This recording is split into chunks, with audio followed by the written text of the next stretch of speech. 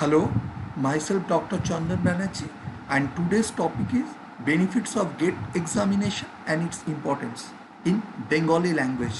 But I can assure you, I will upload this particular version in English also. প্রথমেই বলি এই ভিডিওটা আমি বানিয়েছি এই কারণ আমি অনেক স্টুডেন্টকেই বলতে শুনেছি যে আমি স্যার গেট পরীক্ষা দেব না, তার কারণ আমি তো এমটেক করবো না, আমি বিটেকের পরে জব করব, তাই আমি এমটেকে ইন্টারেস্টেড নই। কিন্তু এই ভিডিওর মাধ্যমে আমি তাদের সবাইকেই জানাতে চাই, সমস্ত স্টুডেন্টসদেরও আমি জানাতে চাই যে গেট পরীক্ষার ইম্পর্টেন্স কী, গেট পরীক্ষা দিলে কী কী কোয়ালিফাই করলে কী কী বেনিফিট পাওয়া যায়। গেট পরীক্ষার অনেকেরই একটা ধারণা আছে যে গেট পরীক্ষা দিয়ে শুধু এমটেকই করা যায়, সেটা কিন্তু নয়। গেট পরীক্ষার স্কোর বা গেট কোয়ালিফাই করলে তার স্কোর কিন্তু আমাদের সারা দেশে যেমন অ্যাকসেপ্টেন্স আছে এবং বিদেশেও লাইক সিঙ্গাপুর, জার্মানি, বিভিন্ন দেশেও কিন্তু আমাদের দেশের গেট পরীক্ষাকে স্বীকৃতি দেওয়া হয়। আমি ডিটেলে আসছি। তো গেট কোয়ালিফাই করলে স্টুডেন্টরা কী কী অপরচুনিটিস পাবে। ফার্স্ট অফ অল আমরা সবাই জানি যে গেট কোয়ালিফাই করলে আমাদের যদি ভালো র্যাঙ্ক থাকে তাহলে আমরা অবশ্যই হায়ার স্টাডিজের সুবিধা পাবো। হায়ার স্টাডিজ বলতে এখানে যদি আমরা বিটেক করে, আমি ধরলাম যে বিটেক করে কেউ গেট কোয়ালিফাই করছে, তাহলে সে এমটেক করার সুযোগ পেতে পারে, এমই করার সুযোগ পেতে পারে, এমএস করার সুযোগ পেতে পারে, এমএসসি করার সুযোগ পেতে পারে। অনেকের ধারণা আছে যে এমএস বোধহয় শুধুমাত্র বিদেশে গিয়েই করা যায়, ভারতে করা যায় না। না, কিছু কিছু আইআইটিস আছে যারা কিন্তু এমএস অফার করে, যেমন আইআইটি মাদ্রাজ, আইআইটি দিল্লি, এখানে কিন্তু এমএস ডিগ্রি অফার করা হয়। প্লাস যদি বিটেকের ভালো স্কোর থাকে এবং কেউ যদি এমটেকে ভালো র্যাঙ্ক করে, তাহলে কিন্তু বিটেক করার পর ডাইরেক্ট পিএইচডি করারও সুযোগ আছে। সে কিন্তু ইচ্ছা করলে এমটেক স্কিপ করে বিটেক করে ডাইরেক্ট পিএইচডিও করতে পারে। সেই সুবিধাগুলো তো অবশ্যই আছে। এবং যদি ভালো কেউ গেটে র্যাঙ্ক করে গেট এক্সামিনেশানে, তাহলে অ্যাডমিশন টপ নচ কোনো ইনস্টিটিউটে লাইক আইআইটিস, আইআইএসসিস, এখান থেকেও সে এমটেক এমই করতে পারে। এবং শুধু তাই নয়, এর জন্য কিন্তু গভর্নমেন্ট থেকে স্কলারশিপ বা স্টাইপেন্ড প্রোভাইড করা হয়। বর্তমানে সেই স্টাইপেন্ডের ভ্যালু 12,400 রুপিস পার মান্থ, 12,400 টাকা পার মান্থ সেই স্টুডেন্টটিকে দেওয়া হবে তার মাস্টার ডিগ্রি করার জন্য। ফলে গেট দিয়ে একটা হায়ার স্টাডিজের অপরচুনিটি সমস্তভাবেই থাকছে। এছাড়া সে বাইরে গিয়েও পড়তে পারে, যেমন সিঙ্গাপুর, জার্মানি, বিভিন্ন দেশও যখন তারা হায়ার স্টাডিজের জন্য অ্যাডমিশন নেয়, তখনও কিন্তু তারা দেখে যদি গেট কেউ কোয়ালিফাইড করে থাকে তাহলে তার কিন্তু আলাদা একটা প্রেফারেন্স থাকে। নেক্সট আসি, শুধু হায়ার স্টাডিজ নয়, সবচেয়ে ইম্পর্টেন্ট যেটা, সেটা হচ্ছে পিএসইউতেও জব পাওয়ার ক্ষেত্রে গেট একটা প্রধান এক্সামিনেশন। পিএসইউ মানে পাবলিক সেক্টর আন্ডারটেকিং। এটা totally control by central government, এবং কিছু কিছু পিএসইউ আছে যেগুলো হচ্ছে স্টেট গভর্নমেন্টেরও আন্ডারে। কিন্তু অনেকের ধারণা আছে পিএসইউ মানেই টোটালি সেন্ট্রাল গভর্নমেন্ট জব, তা কিন্তু নয়। কিছু পিএসইউ এর 51% শেয়ার থাকে সেন্ট্রাল গভর্নমেন্টের হাতে, আর 49% থাকে প্রাইভেট। আবার কিছু কিছু পিএসইউ এর ক্ষেত্রে 49% শেয়ার থাকে সেন্ট্রাল গভর্নমেন্টের হাতে, আর 51 থাকে প্রাইভেটের ক্ষেত্রে। তো পিএসইউ পাবলিক সেক্টর আন্ডারটেকিং কোম্পানির মধ্যে কি কি পড়ে, মানে কোন কোন কোম্পানি আমরা বলতে পারি? ONGC, IOCL, BPCL, HPCL, NTPC, Delhi metro rail corporation, এই বড় বড় যত কোম্পানির আমি নাম বলছি, তারা কিন্তু সব পিএসইউ এর আন্ডারে পড়ে। পিএসইউ পাবলিক সেক্টর আন্ডারটেকিং কোম্পানিকে আমরা বেসিক্যালি 3টে ক্যাটাগরিতে ভাগ করা যায়।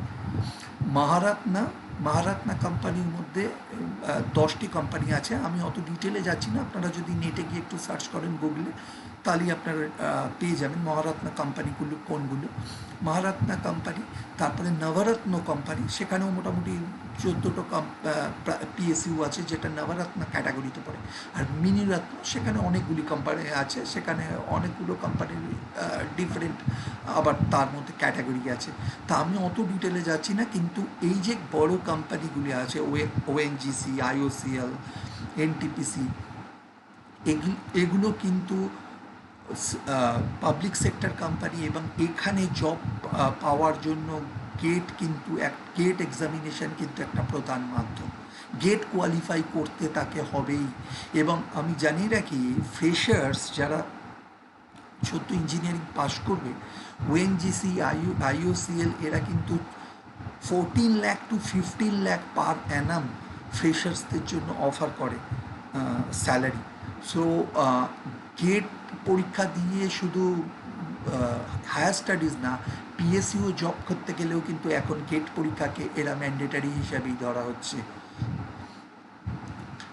নেক্সট হচ্ছে গভর্নমেন্ট জবের ক্ষেত্রেও কিন্তু গেট কোয়ালিফাই করলে তার আলাদা মাইলেজ থাকছে। যেমন জুনিয়র ইঞ্জিনিয়ার এক্সামিনেশনে, সেখানে চাকরি পেতে গেলে গেট কোয়ালিফাই করাটা ভীষণ দরকার। টিচিং, সেন্ট্রাল গভর্নমেন্ট স্কুল, তারা কিন্তু গেট কোয়ালিফাইড স্টুডেন্টসদের প্রেফার করে।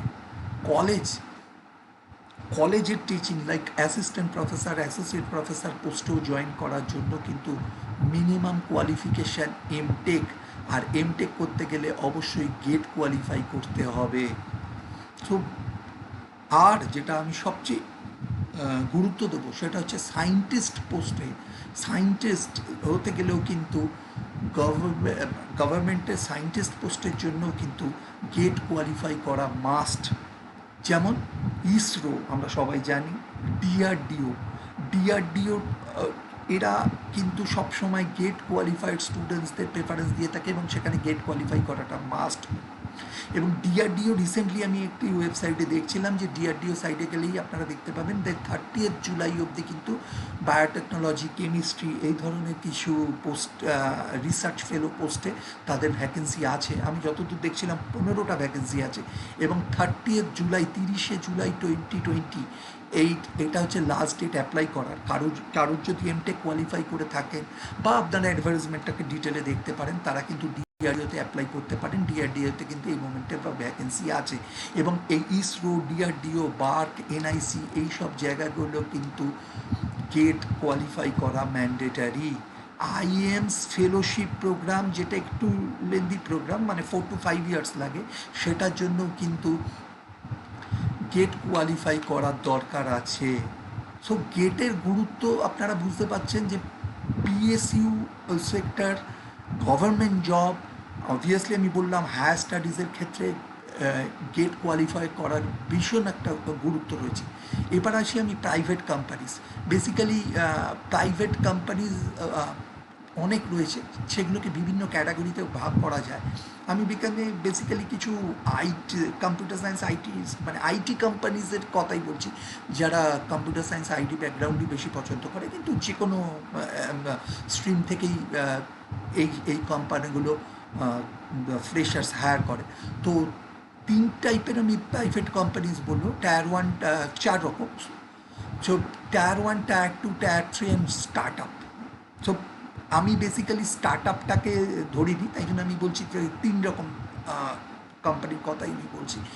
তো টায়ার 1 কোম্পানিগুলো কোনগুলো? গুগল, ফেসবুক, এই ধরনের বড় কোম্পানিগুলো হচ্ছে tier 1 company. Next IBM, ThoughtWorks, Adobe, এরা হচ্ছে টায়ার 2 কোম্পানি।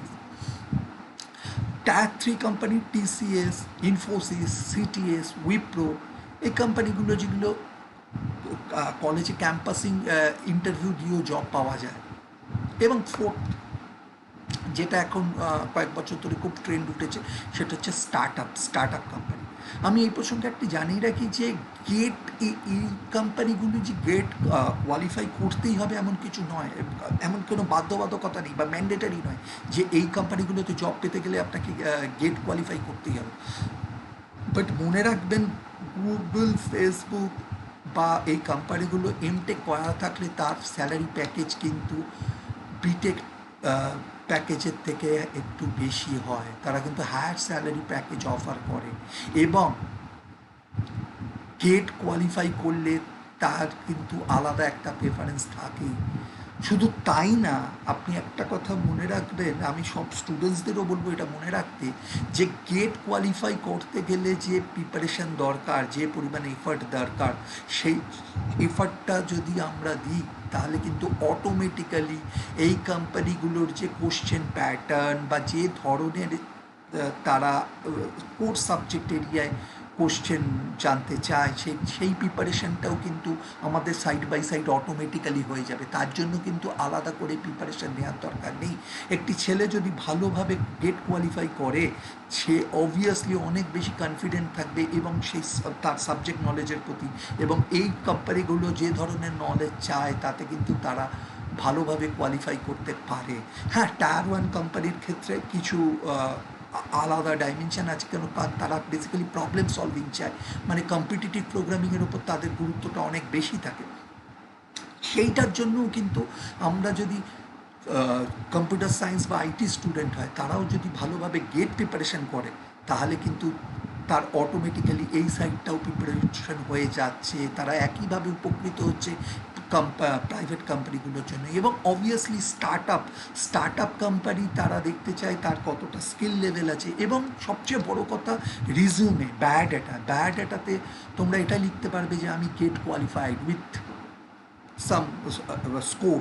সো সেই বায়োডাটাটা কিন্তু আলাদা একটা মাইলেজ ক্রিয়েট করবে। ঠিক আছে, তুমি যেখানে বায়োডাটা সাবমিট করবে সেখানে আলাদা যদি কেউ দেখে যে ইয়েস তুমি গেট কোয়ালিফাই করেছো বা একটা ভালো মার্কস নিয়ে, তার কিন্তু বায়োডাটার একটা স্ট্যাটাসটাই অন্যরকম হবে। তো গেট কোয়ালিফাই করলে কিন্তু অনেক রকম সুবিধা আছে, নট অনলি শুধু হায়ার স্টাডিজ, অনেক দিকে অপরচুনিটি আছে। তাই কিন্তু গেট এক্সামিনেশান এখন খুব ইম্পর্টেন্ট এক্সামিনেশান। আমি সবাইকে বলবো চেষ্টা করতে গেট এক্সামিনেশানের জন্য প্রিপেয়ার্ড হতে। আমি যে পয়েন্টটা আজকে বলতে চাই সেটা হচ্ছে, আমাকে অনেক স্টুডেন্ট প্রশ্ন করে, স্যার গেটের প্রিপারেশান কখন স্টার্ট করবো? আমি বলবো best time to start gate preparation is after second year, that means just after fourth sem তুমি স্টার্ট করো গেট প্রিপারেশান। অনেকে বলতে পারে আমি ফার্স্ট ইয়ার থেকেও শুরু করবো। এটা আমার পয়েন্ট অফ ভিউ এবং আমার এক্সপিরিয়েন্স থেকে আমি দেখেছি। First 2 years of graduation studies, like আমি সিএসসি আইটি স্টুডেন্টদের কথাও যদি ধরি, ফার্স্ট 2 ইয়ার্স আমি তোমাকে বলছি, আমার সাজেশন হচ্ছে to try to understand the basic concept of the subject. Different CSC IT বা যে ইঞ্জিনিয়ারিং ম্যাথস, তার বেসিক কনসেপ্টটা আগে বোঝার চেষ্টা করো, আগে ইঞ্জিনিয়ারিং ফিল্ডটা বোঝার চেষ্টা করো, আগে তার বেসিক নলেজটা তৈরি করো। তারপরে after fourth sem, that means after second year, তুমি গেট প্রিপারেশন শুরু করো। কারণ দেখো, বেসিক্যালি আমার সাজেশন হচ্ছে থার্ড ইয়ার এবং ফোর্থ ইয়ার, মানে কেউ যদি 2022 ফেব্রুয়ারিতে গেট অ্যাপিয়ার করার তার প্ল্যান থাকে, আর কেউ যদি কোনো সেকেন্ড ইয়ার স্টুডেন্ট যে এখন সেকেন্ড ইয়ার থেকে থার্ড ইয়ারে উঠছে, তার হাতে কিন্তু মোর দ্যান 1.5 বছর সময় থাকবে। সো এই 1.5 বছর ইজ মোর দ্যান সাফিসিয়েন্ট যদি সে প্রপারলি ডেডিকেটেডলি টাইম স্পেন্ড করতে পারে তাহলে, এবং গেটের ওপর ফোকাস থাকে। আমি যে আগে একটি ভিডিও বানিয়েছিলাম, সেই ভিডিওতে যেভাবে প্ল্যান করেছিলাম সেই প্ল্যানের সঙ্গে যদি চলতে পারে, সে ডেফিনেটলি গেট পরীক্ষায় সাকসেস পাবে। তো আমার মতে হচ্ছে এইভাবে গেট পরীক্ষার প্রিপারেশন নেওয়া দরকার, এবং এইটাই হচ্ছে গেট পরীক্ষার মেন গুরুত্ব। আমি সব ইঞ্জিনিয়ারিং স্টুডেন্টসদের বলবো গেট পরীক্ষার জন্য ভালোভাবে প্রিপেয়ার্ড হতে। সেটা শুধু গেটের জন্য নয়, সাইড বাই সাইড তাকে আলাদা অন্য কোনো ডাইমেনশন, অন্য কোনো কেরিয়ার পাতেও কিন্তু তাকে হেল্প করবে। এবং এখন অনেক ওয়ার্কিং প্রফেশনালও তারাও কিন্তু জব করতে করতে গেট পরীক্ষা দিচ্ছে। তাদেরও রিকোয়েস্ট থাকবে তারাও যেন এইরকমভাবে গেট পরীক্ষা যদি কেউ দিতে চায় অবশ্যই দিতে পারে। So best of luck for next gate examination. Don't forget to subscribe our channel Adda Ghor and share and like our video. Thank you.